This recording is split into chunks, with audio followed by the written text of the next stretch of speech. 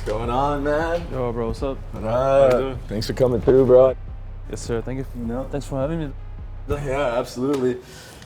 Man, it's been a little bit of a shaky stage, but people can't forget you are a Masters Madrid champion. I mean, you came in as a rookie in the league, and an IGL, filling in a spot that probably had some of the biggest pressure on a team ever. I mean, that Sentinels team is no joke. There's so many eyes on you and whatnot. Did you feel any of that pressure going into like this team and being an IGL for them?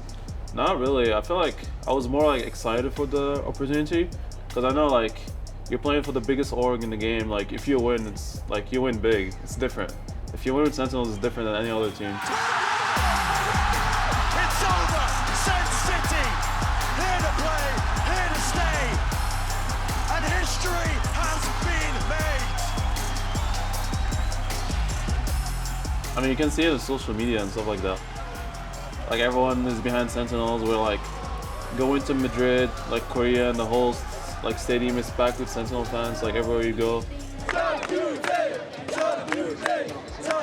And yeah, I mean the fans are kind of like diehard fans. Like the community is big. The Sen City. This group of players has done it. They put Sentinels back on top. There's a key round that stuck out to me. It was on Split. You might get some flashbacks for it. So it's the winning round on Split. It's 12-10, you're up, and you guys are just doing like a slow default. So I don't know if you remember the round, but it was. I remember we started the round like default because they had Viper ult. So like we were trying to like figure out where the Viper ult first before making a plan. So like they Viper ulted mid. I have a call. Tyson, can you stay? Okay, Sky Omen A, and we're gonna pop B. We're gonna fake A, okay? You're gonna just fake TP on A, and we're gonna contact B, look for a kill, then you can like TP to us. Okay. There were rounds before we went to A and we won, so I knew like if we did that fake A, it would have worked because they would like just lean into A.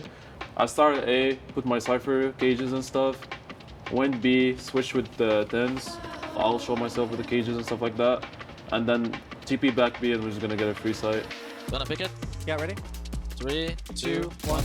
Angle off angle! Loses his fight out. Will this be the domino effect? But looking to take. There. Can you ult B? Can you ult outside B? He thinks he's gonna ult. Yeah, there's a fake Charon. He commits to TP to try and reinforce that A site, but it's all for naught. Pop Zach, pop. Texture, the lone player to stand against it. No. Can we? He's fighting me. He's blind. We have time. Take a breather because Sentinels realise it. A chance now to extend that play in the series. To take it all the way to Icebox. A tap forces it out. The first wave of the util. All the flashes flying through, and so do the bullets. Lakia. A lot to overcome. A lot to do. Let's go! We won it! We fucking won it! Map 5 is on the cards. ultimately, I feel like the way that you guys did that, it kind of like snowballed the next map for you and gave you confidence to actually commit to that. No, yeah, for sure. Yeah, title. There's a lot of improv in game. Yeah. And like, especially going that deep in a tournament, like game 4, you gotta bring out new stuff, like pull out strats out of the hat. Yeah, I mean, some would say that, you know, you're pulling out some John quality tactics.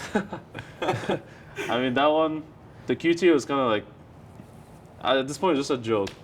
Everyone just do their own thing, quality tactics, quite talented, quick thinking, stuff like that. So it's just like, it's up for interpretation, pretty much. So how does a Moroccan kid named Amin just come up with the name John? So I was just like, you know what, like Amin is for the real life guy that goes to school. Yeah. And like John is gonna be the esport type of guy, just like a kind of like double identity type thing. We're just having like a regular name. I just put it. I didn't think that much about it. I was like, you know what, then like I just randomly got big and famous. And I was like, damn, it's too late to go back now. Dude, I know exactly what that's like, bro. Yeah. When you won Masters Madrid, you became the first Moroccan, the first Middle Eastern, the first African player to win a trophy of that scale. Do you feel like a big sense of pride that like you're actually putting like Morocco and honestly like the Middle East and everything on the map like that? Yeah, it was kind of like surreal. At first, like I didn't like kind of realize I was like just holding the trophy, walking around Madrid. Yeah. Like, oh, I got a trophy.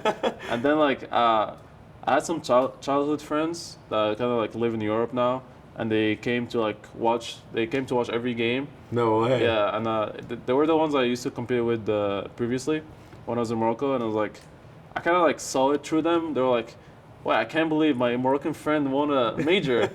Can't believe it." I was like, "Wait, that's actually true. Like, that's kind of insane. So, this can't be real. Like, like I don't know. It feels weird. It's like, why me out of all people on this continent? Yeah. It's kind of insane, but I don't know. It means a lot to me. And I feel like even for my family, my parents, like my friends, I feel like it means a lot to them too. They're all really proud. Yeah, of you. they're like, everyone is very proud. Even me, like growing up and like trying to like grind and compete, it was hard for me to believe I can do it because like no one did it before. So like Yeah. I didn't have that example. It's like, oh, he did it, so I can do it too. So like I kind of like I was like, well, I'll be the example for the others, and yeah, I guess it worked out now. I do get like a lot of messages and stuff like that, like people that get inspired and like they're like, oh, you did it, so I think I can also do it. So for me, it's like makes it all worth it type of thing. That's so awesome, yeah.